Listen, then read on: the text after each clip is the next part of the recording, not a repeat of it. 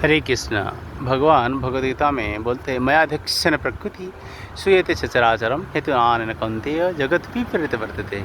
हे कुंती पुत्र अर्जुन, ये प्रकृति जो है, नेचर जो है, मेरे निर्देश से कार्य करती है।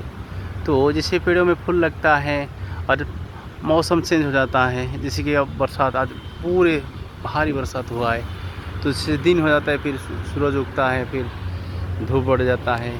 मतलब भगवान यहाँ बोलते हैं मयाध्यक्षेण प्रकृति सूयते सचराचरम हेतु नानेन कौन्तेय जगत विपरीत वर्तते। हे अर्जुन, मेरे इच्छा से प्रकृति कार्य करती है। सर्दी गर्मी सुख दुख सब कुछ जो हमको प्राप्त होता है तो ये भगवान की इच्छा से ही है। तो हमारा जो कर्म उसी के ऊपर डिपेंड करता है। तो भगवान ने भगवद गीता में 5 टॉपिक के ऊपर बोले। भगवद गीता जो भगवान ने 45 मिनट के अंदर जो 700 श्लोक बोला गया था भगवद गीता का, ये 5 टॉपिक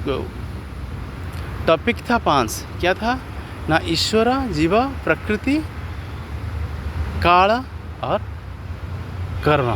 कर्म जो है आखिर है वो भौतिक है, लेकिन वो पहले जो 4 चीज़ें ईश्वर, जीव, प्रकृति और काल जो ये ट्रांसेंडेंटल है, क्योंकि ये ईश्वर, जीव, प्रकृति जो काल है भगवान की इच्छा से कार्य करता है। बाकी जो आखिर जो है, जो कर्म जो है हमारे हाथ में है।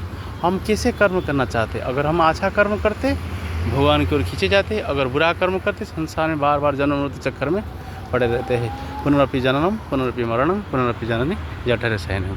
तो कहने का तात्पर्य क्या है, ये 5 टॉपिक के ऊपर भगवान जो भगवद गीता बोला है, ईश्वर, जीव, प्रकृति, काल और कर्म।